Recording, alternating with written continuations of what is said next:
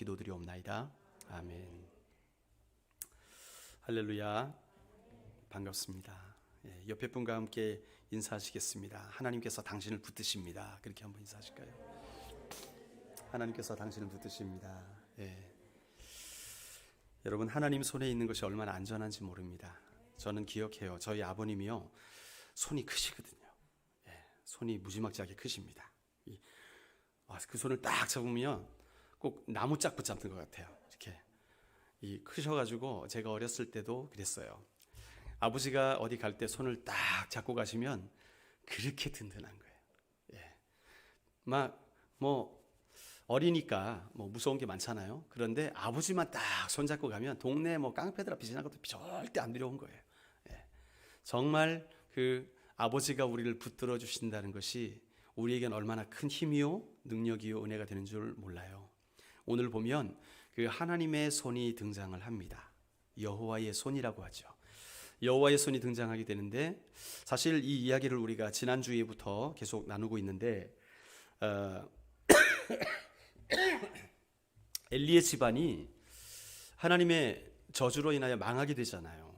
엘리의 아들들 홈니와 비느하스가 그 블레셋의 전쟁에서 이기기 위하여 법궤를 가져오라 할 때에 그걸 메고 갔다가 거기서 죽게 되지요. 이스라엘은 패배하게 되지요. 그리고 법궤는 어떻게 됩니까? 블레셋 군대에게 빼앗기게 돼요. 전리품으로 빼앗기게 됩니다. 그리고 그 소식을 들은 엘리는 법궤가 빼앗겼다는 소리에 뒤집어져 가지고 목이 부러져 죽게 되고, 그 며느리는 그 소리에 놀라 가지고 아이를 급하게 낳게 되는데, 아이를 낳고 죽어가면서 법궤를 빼앗겼으니 하나님의 영광이 떠났다.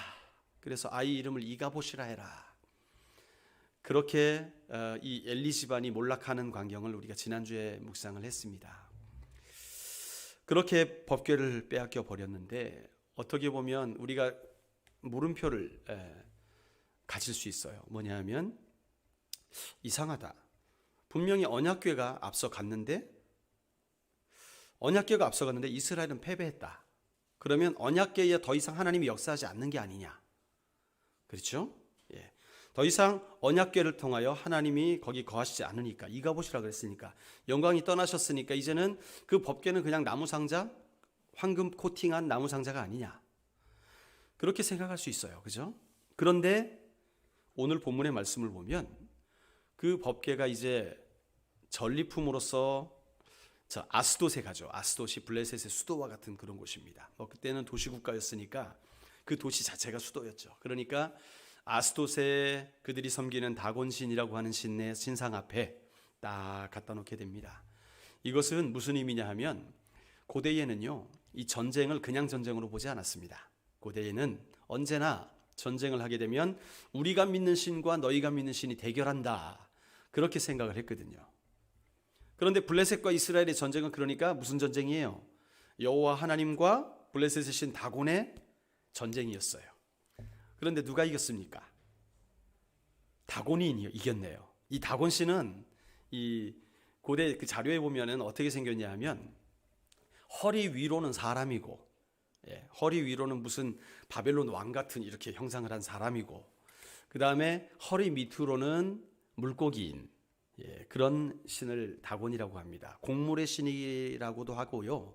어쨌든 풍요를 가져다 주는 그런 신으로 이 블레셋 사람들이 믿었던 그런 신이었는데, 그들은 일단 신 하면은 신상을 만들어 놓잖아요. 그래서 다곤 신전에다가 그 거대한 신상을 깎아가지고 만들어 놓습니다. 그것이 우리를 지키는 신이다.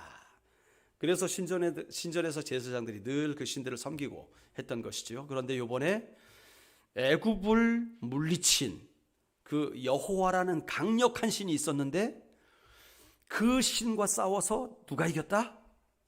다곤이 이겼다. 이렇게 돼버린 거예요. 그러니까 그 당시 고대 근동에서는요, 전쟁에서 그 신이 패배를 하게 되면 패배한 신상을 가져다가 그러니까 우리가 섬기던 그 신전에다가 딱 모셔다 놓는 거죠. 그래가지고 전리품으로 딱 하는 거예요. 그렇게 해서 이 신들의 위계 질서를 잡는 것입니다. 제일 높은 레벨이 누구? 다곤. 그 다음에 여호와 하나님이 졌으니까 그 밑에, 애굽의 신들은 또 그 밑에 딱 이렇게 되는 거죠. 그러니까 블레셋 입장에서는 다곤신이 최고가 됐어요. 애굽을 이겼던, 그 강력한 애굽을 이겼던 여호와라는 신을 사로잡았으니까 이제는 다곤이 최고다. 그렇게 자부심과 기쁨을 가지고 다곤 신당에다가 언약궤를 갖다 놓았던 것입니다. 목적이 그러한 것이죠. 뭐 보관할 데가 없어서 창고처럼 갖다 둔 게 아니에요. 그러니까 그들의 세계에서 신의 레벨을 결정해서 위계 질서를 정해가지고 딱 밑에다가 갖다 놓은 것입니다. 그런데요, 신기한 것은 분명히 하나님께서 전쟁 가운데 역사하지 않으셨거든요. 전혀 언약궤가 앞서가는 것이 이스라엘 백성들의 전투에 도움이 안 됐습니다. 그런데 그 에베네셀 전투에서 언약궤를 가져다가 블레셋 사람들이 다곤 신당에다 딱 갖다 놨는데, 그 다음 날 경배를 하려고 다곤 신당을 딱 열었더니 무슨 일이 발생합니까? 놀라운 일이 발생합니다. 다곤 신이 언약궤 앞에 엎드려 경배를 하고 있어요. 언약궤 앞에서 엎드려 경배를 하고 있어요. 이게 의도가 아니었거든요. 블레셋 사람들의 의도는 오히려 언약궤 위에 임하시는 그 여호와가 다곤신 앞에 경배를 해야 정상이거든요. 그렇죠? 그런데 언약궤가 딱 있고 다곤신이 원래 딱 그 앞에서 경배를 받는 입장에 있어야 되는데, 이게 탁 엎드려져 가지고 코가 땅에 닿아 가지고 언약궤 앞에 경배를 하는 자세로 꼬꾸라져 있다는 거예요.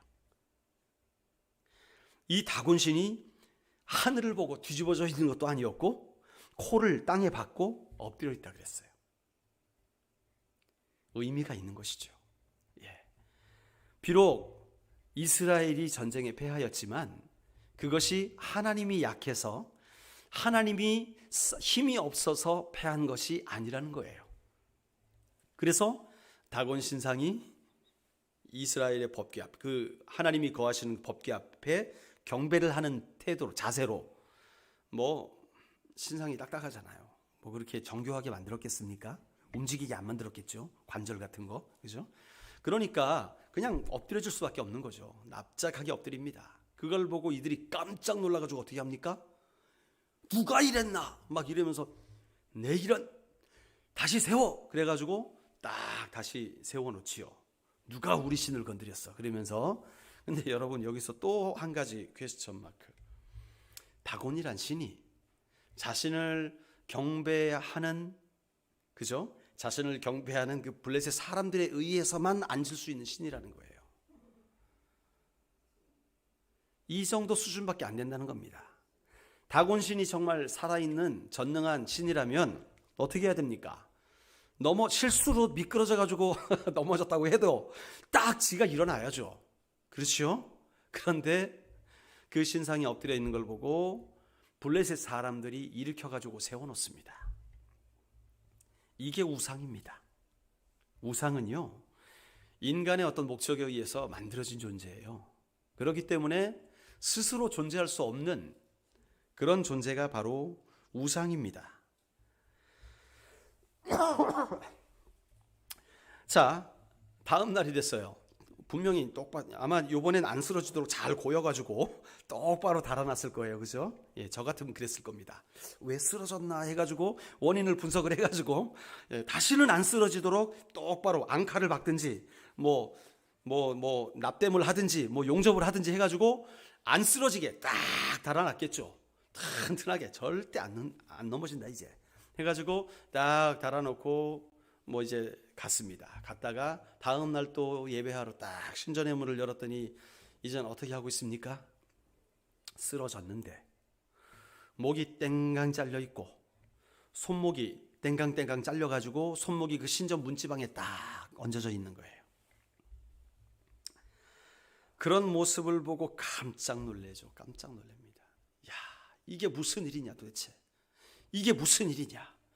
이쯤 되면요, 적어도 블레셋의 제사장쯤 되면 좀 지혜가 있다면 어떤 생각을 해야 됩니까? 이 여호와 하나님의 일이 아닌가? 이렇게 생각을 해야 되겠죠. 그게 정상이겠죠. 그런 비슷한 생각을 합니다. 이거 뭐 무슨 일이 일어났지? 그런 생각을 하게 되는데 결론이 좀 이상해요. 이야, 다곤신의 손이 문지방에 앉았다. 이 문지방이 경건하게 됐다. 그래가지고 그때부터 절대로 문지방을 발로 밟지 않습니다. 왜요? 그게 거룩해졌다는 거예요. 다곤신의 손목이 거기 딱 앉아 있었기 때문에 이제 절대로 우리는 다곤신이 손이 있었던 그 문지방을 밟지 않는다. 이렇게 그들의 믿음이 발전해 나가는 거예요. 여러분, 이게 정상입니까? 그런데요, 이 비정상적인 일이 이 땅에도 얼마나 많이 일어나는지 몰라요. 도저히 상식적으로 설명이 안 되고 도저히 이해가 안 되잖아요. 야, 그러면 이 언약궤 때문에 이런가? 이런 생각을 할 거 아니에요. 그러면 여호와 하나님이 하신 일인가? 그러면 빨리 정신 차려서 그때 돌려보냈으면 블레셋이 저주를 안 받았죠. 그런데 그때 못 깨달아요. 못 깨닫고 어떻게 합니까? 오히려 그 손이 얹어져 있던 문지방을 거룩하게 만들고 절대로 우리나라는 이제 문지방 밟으면 죄인이다. 문지방 밟으면 죄인이다. 재수없다. 이렇게 되는 거예요. 제가 그래서 한번 인터넷 사이트를 궁금해 호기심 발동. 그래가지고 인터넷에 미신을 한번 검색해 봤어요. 검색했더니 한 페이지가 딱 뜨는 게 있더라고요. 네이버 블로그 해가지고 딱 떴는데 거기에 미신에 대해서 자세히 설명해 놓은 그런 블로거가 있었어요. 이사미신. 그래가지고 여러분 여기 아멘 하면 안 됩니다. 미리 말합니다. 또 아멘 또 하면 안 됩니다. 자, 이사미신이라고 하는데 여기 이런 게 있어요. 들어보셨을 거예요. 이사할 때 빗자루와 쓰레받치는 청소한 다음에 버리고 가라. 뭐 이런 말이 있고, 또 새 집에 들어갈 때는 집안 어른부터 먼저 들어가라. 그래야 가정이 평안하다. 뭐 이런 말이 있고요. 또 새 집에 방문을 열어놔라. 이사할 때 다 활짝활짝 열어놔라. 그래야 복이 들어온다. 뭐 이러는 거예요. 그 다음에 잠잘 때 부엌 쪽으로 머리를 탁 이렇게 머리를 하고 자라는 거예요. 부엌 쪽으로. 그러면 재물이 들어온다. 그리고 또 뭐라 그러냐면 이사할 때 해가 뜰 때 해라. 그래야지 환한 빛이 우리 집에 들어온다. 빛처럼 잘 될 거다. 해 쨍하고 거시기요, 그죠? 쨍하고 해 뜰 날 올 거다. 뭐 그렇게 되는 거죠. 이 미신이죠. 그래놓고 맨 밑에 제가 감동받은 구절이 하나 있습니다. 그게 뭐냐면 즐거운 이사를 위해서는 미신보다 중요한 것은 이사를 잘하는 업체를 선택하는 것입니다. 알고 보니까 이삿짐 센터에서 올려놓은 거예요. 여러분, 이게 세상 사람들이 믿는 미신입니다. 이 미신이요, 하나님을 믿는 신앙과 종이 한 장 차이예요. 보면요, 우리도 혹시 신앙생활하면서 이 미신적으로 하나님을 섬기진 않는가 생각을 해봐야 됩니다. 미신이 뭐냐 하면, 미신을 다른 말로 하면 네 글자로 말하면 뭘까요? 제가 초콜릿이 없네. 상품을 딱 주면 그냥 잘 알아맞힐 텐데. 이 네 글자로 하면 뭐라고 할까요? 미신을. 예? 우상숭배. 뭐 그렇게도 말할 수 있는데 제가 의도한 거랑 조금 달라요. 예. 복과 관련된 거. 기복신앙. 그죠? 미신은 뭡니까? 내가 잘 되기 위해서, 복 받기 위해서. 그죠? 그래서 빗자루질도 바깥으로 안 해요. 복 나간다고. 안으로 해요. 더럽게. 그죠? 이게 미신이에요. 뭐냐 하면 내 유익을 위해서 살아가는 신앙의 태도죠. 나의 유익을 추구하는 신앙의 태도를 한마디로 말하면 미신이라고 하는 거예요. 그러니까 괜히 노란 딱지 빨간 글씨 붙여놓고, 그죠? 예, 복 받으라고, 예, 합격하라고 베개 밑에다가 그런 거 넣어놓잖아요. 엄마들 뭐 그랬다고, 우리 엄마가 넣어놨다. 그런 말 많이 들었습니다. 어떤 집에 가면은 명태가 대롱대롱 매달려 있습니다. 왜 냄새나는 명태를 대롱대롱 매달아 놓는지. 예. 뭡니까? 다 내가 잘 되자고 그러한 미신을 따르더라는 거예요. 그렇다면 여러분, 우리 자신을 살펴봐야 돼요. 우리가 왜 예수 믿는가? 나는 왜 예수 믿는가? 잘 되자고, 우리 자녀 잘 되고, 우리 가정 복 받고, 건강하게 잘 살다 가도록. 그래서 예수 믿지요. 뭡니까? 미신, 기복신앙이에요. 똑같은 거예요. 빗자루질하는 거랑 똑같은 거예요. 문지방 안 밟는 거랑 똑같은 거예요. 여러분, 우리의 믿음의 출발은요, 나로부터 출발하지 않습니다. 우리의 믿음의 출발은 그분의 사랑으로부터 출발하는 거예요. 우리의 죄된, 우리의 멸망당할 비참한 존재에 대해서 하나님이 불쌍히 여기셔서 우리를 사랑하셔서 당신의 아들 예수 그리스도를 보내주셔서 우리를 건져주신 그 은혜가 바로 출발점이 되는 거예요. 그렇기 때문에 바울의 고백처럼 우리가 사는 목적이 내가 잘 되기 위해서가 아니라 나를 건져주신 주를 위하여, 나를 영생 얻게 하신 그분의 영광을 위하여 살아가는 거예요.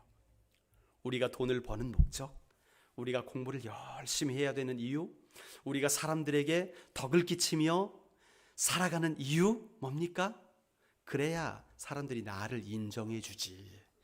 이렇게 되면 우리 기독교 신앙의 믿음이 어디로 돌아가게 되냐 하면 미신적인 신앙으로 돌아갈 수 있다는 거예요. 그것을 기억하시길 바랍니다.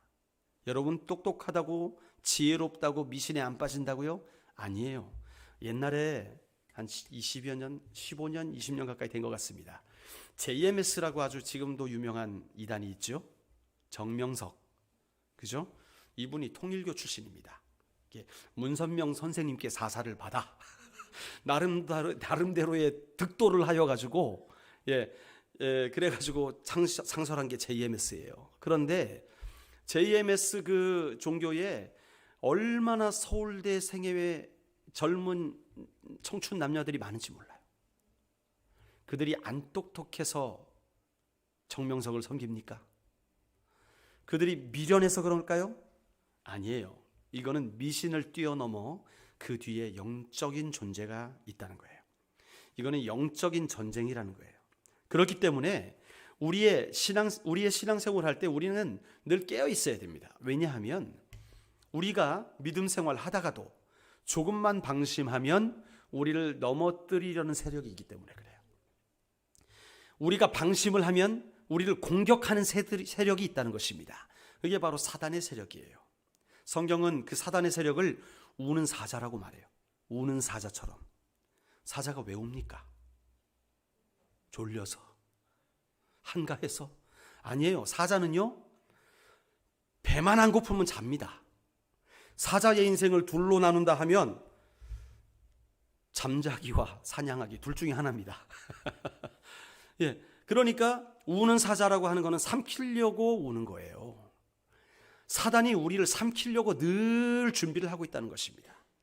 그렇기 때문에 우리가 깨어 있어야 되는데 자칫 깨어 있지 못하다는 게 뭐예요? 우리의 포커스, 우리의 시선이 하나님을 향하고 하나님의 영광을 구하고 그분의 은혜 앞에, 그분의 자비하심 앞에 나가야 되는데 그게 시선이 나에게로 가게 되면 그 시선이 나를 향해, 아이고 우리 자녀는 어떡하나, 우리 기업은 어떡하나, 이런 근심 걱정들, 그 다음에 야 내가 요번에 좀 잘 돼야 될 텐데, 요번에 내가 좀 이름을 날려야 될 텐데, 이런 마음들이 일어나기 시작하게 되면 그때부터 누가 역사하는 겁니까? 이 사단이 역사하는 게, 우는 사자가 시선을 하나님께 못 돌리게 하고 내 안으로, 나 자신으로 돌리게 해서 이제는 나의 주인이 주님이 아니라 내가 되는 거예요. 그렇게 될 때 우리의 믿음이요 기복신앙으로 빠져들게 되는 거예요. 어떻게 하면 내가 잘 될 수 있을까? 수단과 방법을 가리지 않고 내가 기도를 열심히 100일 기도를 하면 내가 잘 될 수 있을까? 그래가지고 100일 기도합니다. 그러면 사람들은 생각하겠죠. 기도 열심히 하네. 권사님 기도 열심히 하네. 참 은혜롭네. 근데 왜 하는 거예요? 내가 좀 뭐 잘 되려고. 그죠? 예? 이게 뭡니까? 기복신앙이에요. 기복신앙. 여러분, 우린 착각에서 벗어나야 됩니다. 우리가 예수 믿는 이유는 하나님의 나라와 영광을 위해서. 따라 하시겠습니다. 내가 예수 믿는 이유는 하나님의 나라와 영광을 위해서다. 그냥 마침표를 꽉 찍으십시오. 하나님 나라와 영광을 위해서인데 그래도 이러면 안 됩니다. 그래도 하면서 이제 기복신앙으로 빠져요. 이게 답니다. 여러분이 먹고 마시며 앉고 일어서며 눕고 깨며 이런 살아가는 모든 이유가 하나님의 나라와 영광을 위해서, 여러분, 그런데 하나님 나라의 축복의 원리는 뭡니까? 그렇게 우리가 하나님의 나라와 의를 구하면 하나님은 어떻게 하세요? 이 모든 것을 너희에게 더하시리라. 이게 바른 순서예요. 하나님, 이 모든 것을 더하여 주시옵소서 하면서 100일 금식을 하더라도 그건 잘못된 겁니다.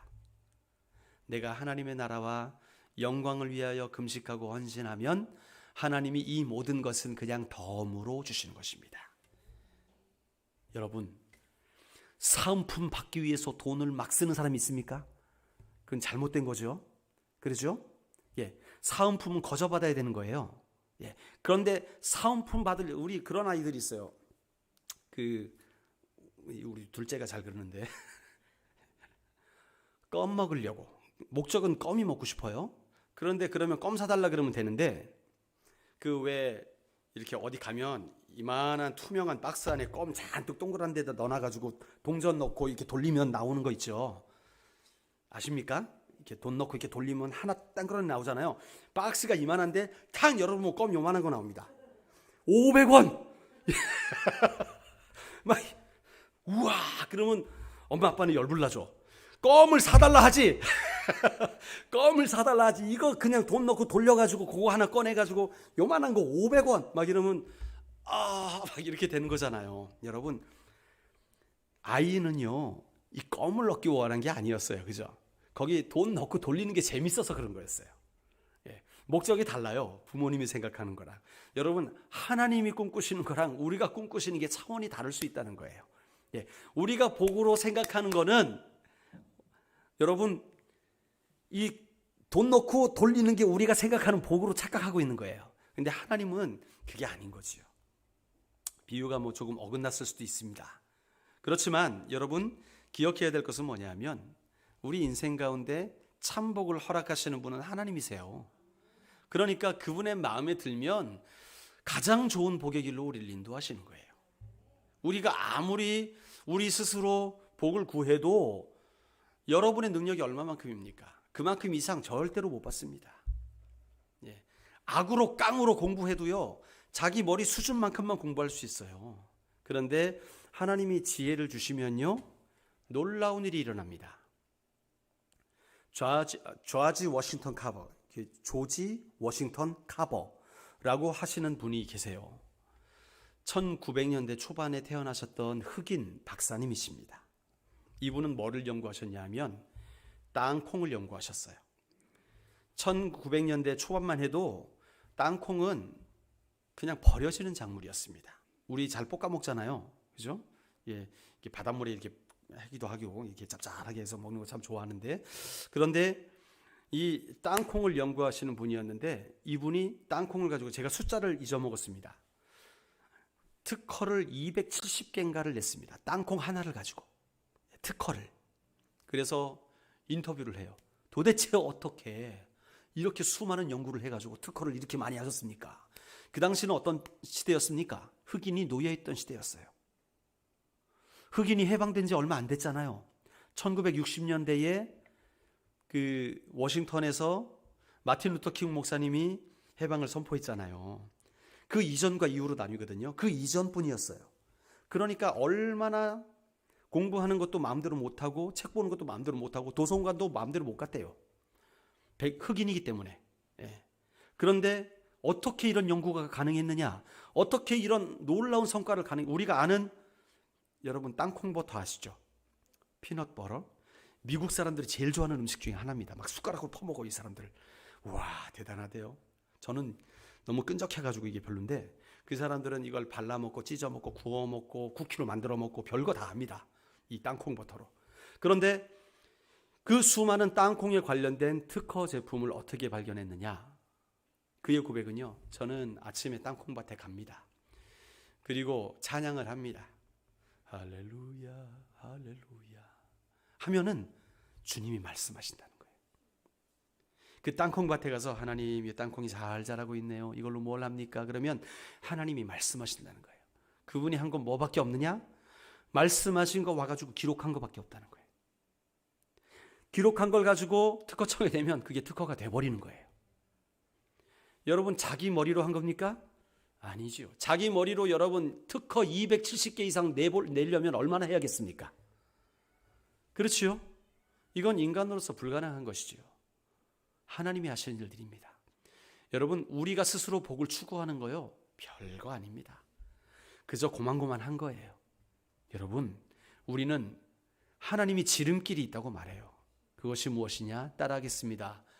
하나님의 나라와 의를 구하라. 그러면 저절로 따라오는 거예요. 저절로 따라오는 거예요.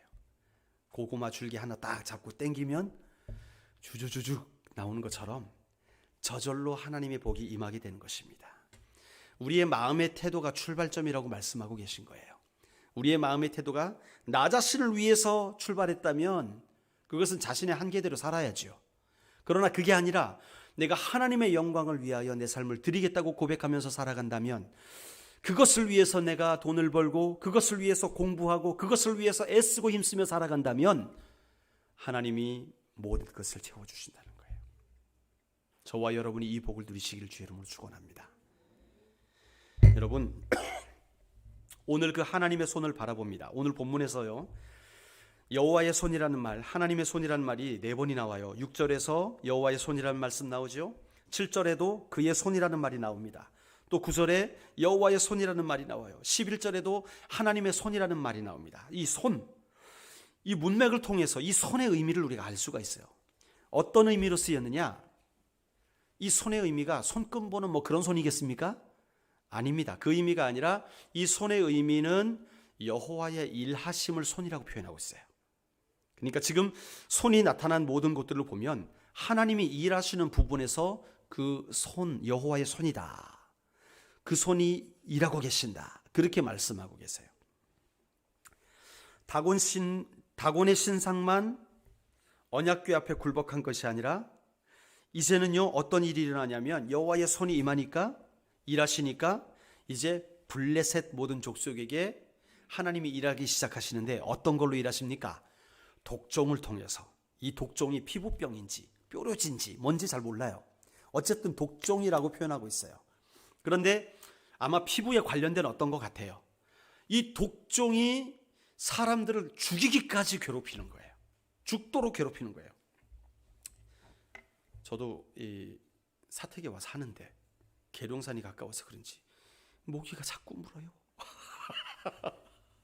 모기가 여기 막 뻘개요 이런 데가 막 그래가지고 한 번은 문을 다 닫아놓고 F킬라를 그냥 전체를 다 뿌렸어요. 돌아다니면서 방 구석구석. 그래가지고 성과를 올렸습니다. 2마리 잡았습니다. 와, F킬라 반은 쓴 것 같아요. 반은 썼는데 2마리밖에 못 잡았어요. 너무 안타까워요. 여러분 이 피부 가려운 게 견딜 수 없죠. 정말 고통스럽습니다. 저희 첫째 아이가 아토피가 있었어요. 아토피가 있었어가지고 아마 제 기억으로는 3살, 4살 이때쯤 됐던 것 같아요. 너무 가려우니까 잘 때 꼭 이 관절 부분이 가렵거든요. 여기를 자면서 계속 긁으니까 피가 나는 거예요. 살이 파지고. 근데도 피가 나면 더 가려워져요. 그래서 계속 긁는 거예요. 아침에 일어났는데 보니까 이불에 팔꿈치 있는 양쪽이 흥건한 거예요. 피가. 이 짬은 나올 정도로. 얼마나 마음이 아픈지.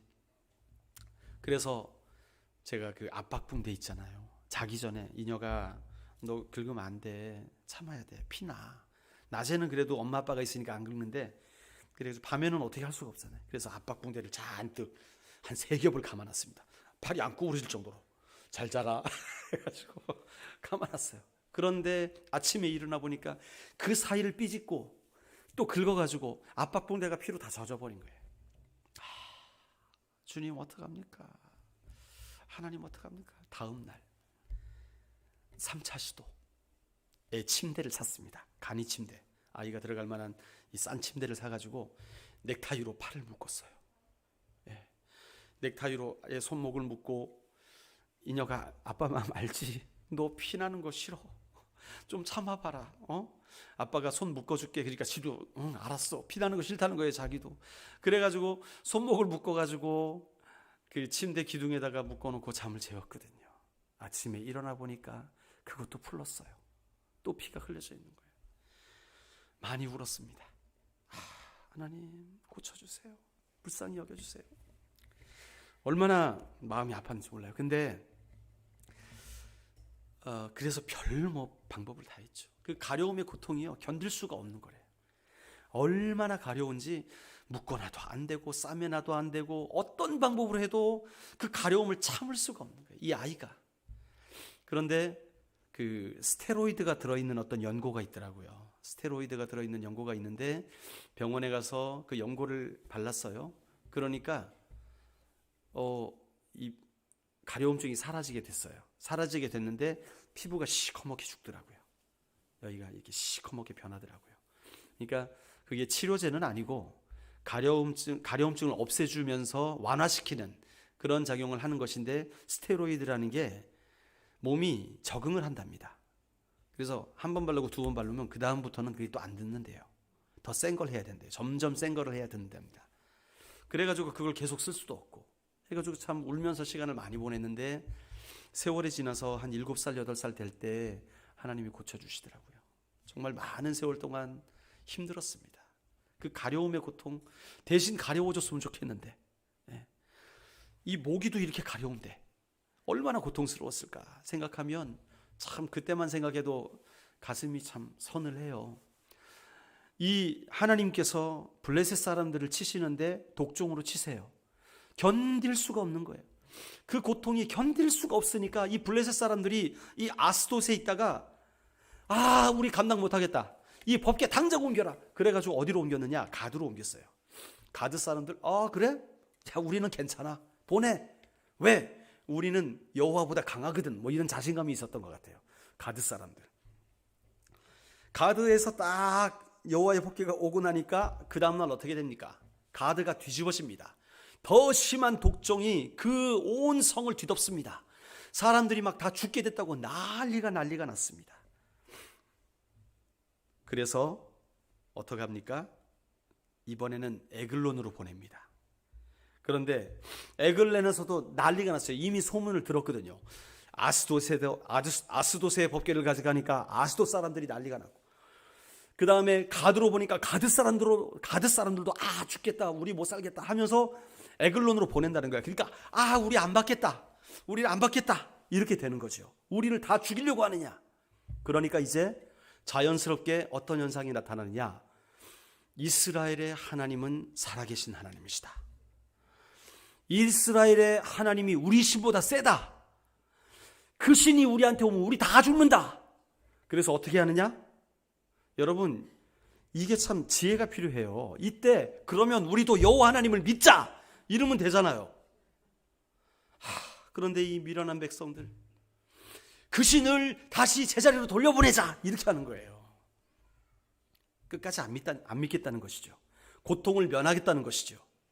이게 바로 블레셋 사람들이었습니다. 여러분, 이 땅에 살아가는 불신자들의 삶이 똑같아요. 똑같습니다. 여러분, 예수 안 믿는 사람의 입장에서 한번 생각해 보죠. 우리가 죽음 이후에 어떻게 될지 알 수 있습니까? 없습니까? 만약에 성경이 없다 치소하더라도 죽은 다음에 그 소식을 우리에게 들려줄 사람이 없잖아요. 그죠? 내세가 있을 수도 있고 없을 수도 있다고 생각해 봅시다. 자, 그러면 생각을 해보세요. 무엇이 좋은가? 우리가 죽었어요. 내세가 기독교인들은 있다고 말해요. 어떤 사람은 없다고 말해요. 그러면 나는 뭘 선택할 것인가? 뭘 선택하는 게 좋겠습니까? 네? 자, 이제 안 좋은 케이스부터 해볼까요? 자, 없다. 내세 없지. 뭐 이 땅에 살아가는 게 다지. 죽으면 끝이지. 그렇게 생각하고 살아간다고 해봅시다. 뭐 죄 질 거 다 짓고 마음대로 살아가고, 자, 딱 죽었는데 있어. 그러면 영원한 지옥 아니에요. 영원한 지옥입니다.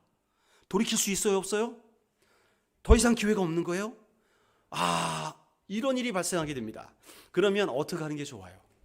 만약에 없다 손치더라도, 내세가 천국에 없다 손치더라도 우리가 이 땅에서 있는 걸로 믿고 하나님의 뜻을 따르고 성경의 가르침을 따르고 그렇게 덕을 끼치고 살아가면 이 땅에서 행복을 누려요. 왜요? 소망이 있기 때문에. 인간에게 가장 큰 기쁨 중에 하나는 소망입니다. 여러분, 우리가 아이를 낳게 될 때 그 아이를 바라보면서 얻는 기쁨이 있잖아요. 우리 어머님, 아버님들은 다 아시죠? 그 기쁨이 무엇인지 아십니까? 소망이거든요. 예. 이 지금 태어난 아이가 어떻게 자랄지 너무나 궁금하고 신기하고 그 생명이 어떻게 될지 그게 소망과 기대거든요. 그러니까 내가 내세가 있다고 생각하고 이 땅 가운데 살아가면 소망을 가지고 살아가요. 그렇기 때문에 지금 죽어도 행복하게 죽을 수 있어요. 그런데 없다고 살아가면 끝까지 살아야죠. 그죠? 죽을 때가 되면 어떻게 합니까? 안 죽을래 하다 죽습니다. 예. 그게 불신자들의 모습입니다. 여러분, 그냥 성경이 진리임을 배제하고 천국과 지옥이 있음을 배제하고 생각하더라도 그냥 어느 선택이 좋은 선택일까요? 내세가 있다고 생각하고 그 신앙을 가지고 살아가는 것이 유익한 선택입니다. 그게 똑똑한 거예요. 그죠? 그럼에도 불구하고 여러분, 하나님께서 우리에게 성경을 주셨어요. 진리의 말씀을 허락하셨어요. 그렇다면 이 진리가 앞으로 우리에게 있을 일들을 정말 그림을 그리듯이 펼쳐서 우리에게 보여주시는데 그 구원의 계획과 그 구원의 계획에 속한 우리들이 어떻게 살아야 하는지까지도 자세하게 일러주시는데 왜 그 길을 안 따르냐고요. 오늘 블레셋이 여호와 하나님의 법궤가 그렇게 강력한 신이고 우리들에게 저주도 하시며 이런 신이 있다면 그러면 우리가 이제는 블레셋의 신들, 다곤 신을 버리고, 그죠? 이제 손목도 잘렸고 목도 잘렸잖아요. 그러니까 버리고 우리도 여호와 하나님을 섬기자. 그래서 법궤를 가지고 딱 이스라엘한테 가가지고 야, 우리가 한 대 얻어맞았다. 어떻게 하면 여호와라는 신을 섬길 수 있냐? 우리도 섬기고 싶다. 이래야 되는 게 정상 아닐까요? 이게 똑똑한 거 아닐까요? 그런데 그렇지 않더라고요. 이 세상의 불신자도 마찬가지고 차라리 내 주먹을 믿어라. 하나님 보여봐봐. 가져와봐. 그럼 내가 믿을게. 보면서 믿는 건 믿는 게 아니거든요. 그죠? 그거는 보면서 믿는 건 보는 거지. 보면서 믿는 게 믿는 겁니까? 난 널 믿어. 그러면서 신용카드를 안 줘. 그죠? 믿는 겁니까? 예. 여보, 나 오늘 쇼핑 좀 하게 카드 좀 줘봐요. 아, 안 돼. 여보, 나 못 믿어. 아, 믿어. 줘봐요. 안 줘. 믿는 겁니까?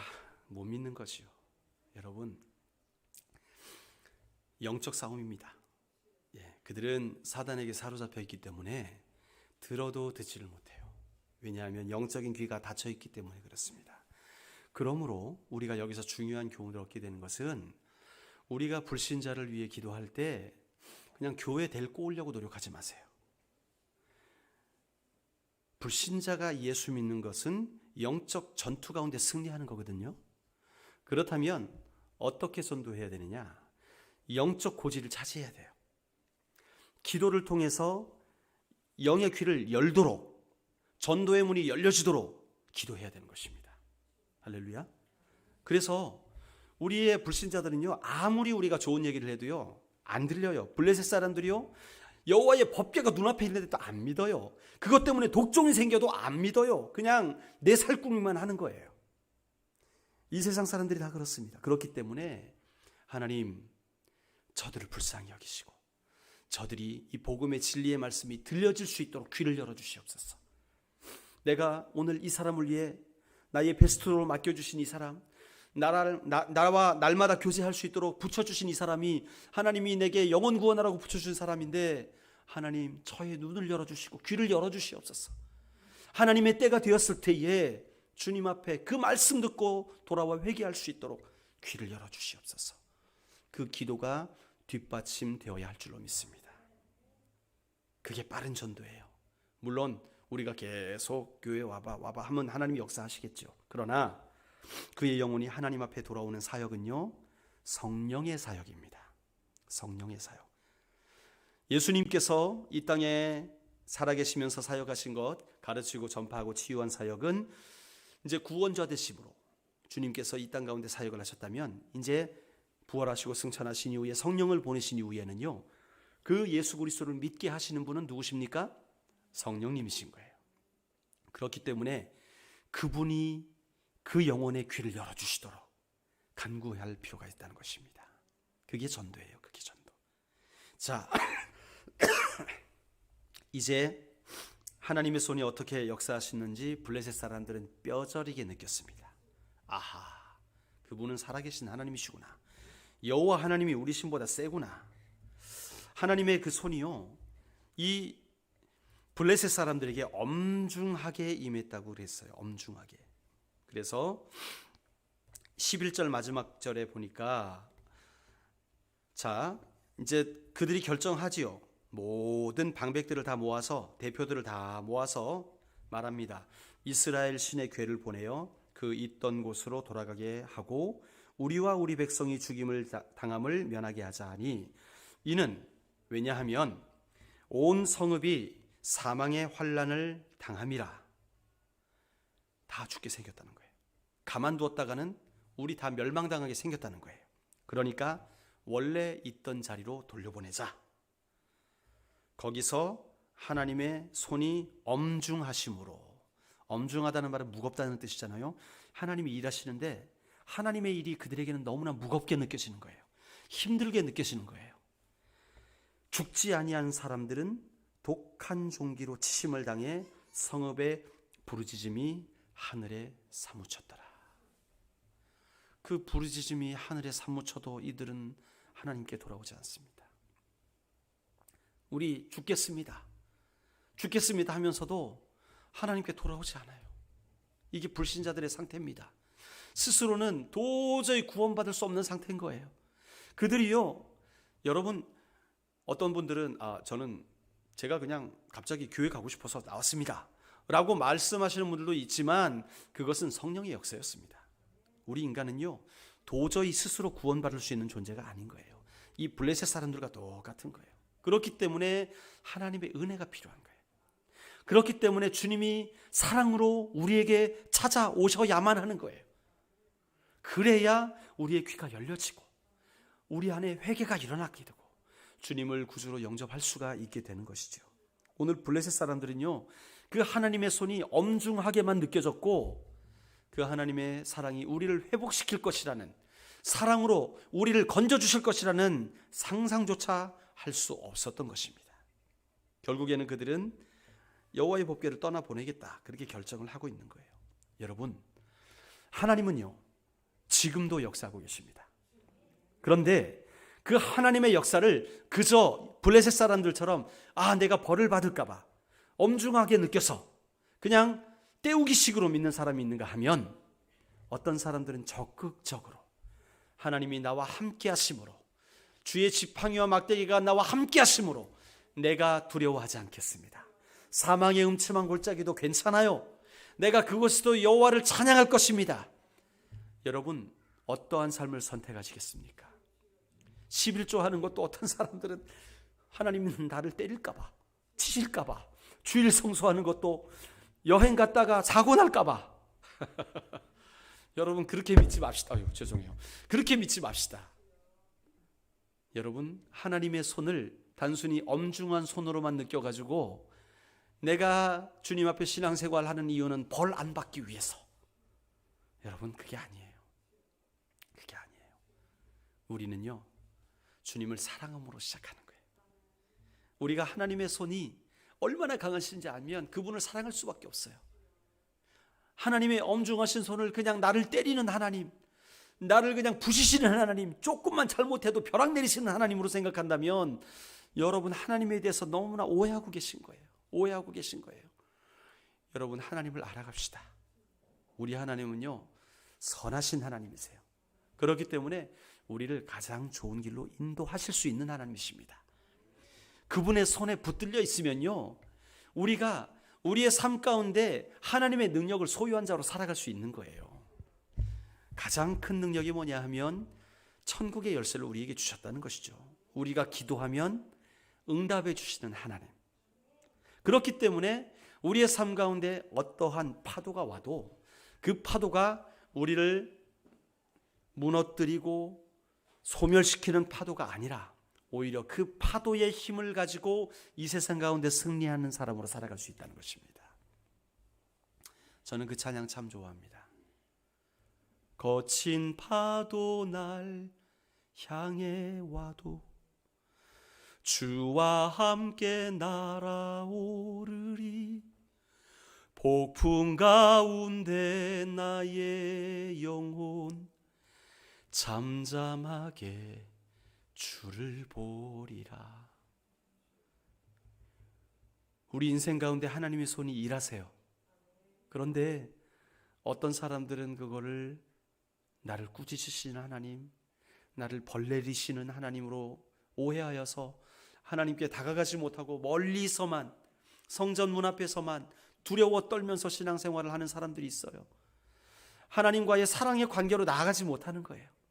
그런데 여러분, 그 지점을 넘어서서 하나님이 나를 사랑하시고 나와 함께 하신다는 사실을 깨닫고 그 사랑 안에 거하는 사람들은요, 거친 파도가 날 향해 와도 그것이 두렵지 않아요. 왜냐? 주와 함께 날아오르거든요. 그래서 파도 높이서 그 파도의 힘을 가지고 앞으로 전진할 수 있거든요. 이것이 주님과 동행하는 자의 축복입니다. 여러분, 오늘 여호와의 손이 우리 앞에 있습니다. 주님이 우리에게 강한 손으로 일하시는데 그 손을 여러분은 어떻게 느끼십니까? 우리를 벌하는 손으로 느끼십니까? 아니면 사랑의 손으로 느끼십니까? 그것은 우리의 마음의 태도를 통하여 결정되는 것입니다. 우리가 이제 더 이상 기복신앙, 미신 따르지 말고 여호와만을 위하여 내가 주를 사랑하기 때문에 나의 모든 것을 주님께 다 드리겠습니다. 이런 고백으로 살아가시기를 주의 이름으로 축원합니다. 그래서 갈라디아서 2장 20절이 오늘 말씀의 결론이 되었으면 좋겠어요. 다 외우셨습니까? 갈라디아서 2장 20절. 우리 69절에 나옵니다. 중요한 말씀입니다. 내가 그리스도와 함께 십자가에 못 박혔나니 그런즉 이제는 내가 사는 것이 아니요 내 안에 그리스도께서 사는 것이라. 이제 내가 육체 가운데 사는 것은 나를 사랑하사 나를 위하여 자기 목숨을 버리신 예수 그리스도를 믿는 믿음 안에서 사는 것이라. 그거예요. 나를 위하여 살던 내가 아니라 이제 나를 위하여 죽으시고 내 생명을 영원한 생명으로 변화시켜 주신 그분이 내 안에서 사라져서 그분과 동행하며 이제는 그러니까 그분과 동행하기 때문에 하나님의 강한 손이 나를 때리는 손이 아닌 거예요. 그분이 나를 보호하시고 이끄시고 날아오르게 하시는 그런 능력의 손으로 역사하시는 줄로 믿습니다. 주님을 소유한 자로서 그 여호와의 강하신 손을 날마다 경험하시는 저와 여러분이 되시기를 주의 이름으로 축원합니다. 기도하시겠습니다. 하나님 아버지, 우리의 왜곡된 시선을 벗겨주시기를 원합니다. 때때로 우리가 이 땅 가운데 주를 믿으며 살아가는 것이 내 인생 잘 되자고, 내 자녀 잘 되자고, 내 사업 잘 되자고 믿어왔다면 하나님 그 왜곡된 시각을 이제 벗겨주시옵소서. 바울의 눈에서 비늘을 벗겨주셨듯이 우리의 눈에 비늘을 벗겨주시옵소서. 그래서 우리를 사랑하시고 품으시고 안아주시며 세워주시는 주님의 그 아름다우신 강한 손을 보게 하여 주시옵소서. 날마다 내 안에 살아계신 그리스도가 나를 인도하시고 정말 나를 사랑하사 나를 위하여 자기 자신을 버리신 하나님의 아들을 믿는 믿음으로 이 땅 가운데 승리하며 살아갈 수 있도록 역사하여 주시옵소서. 예수님의 이름으로 감사 기도드리옵나이다. 아멘. 우리 함께 찬양 드립시다.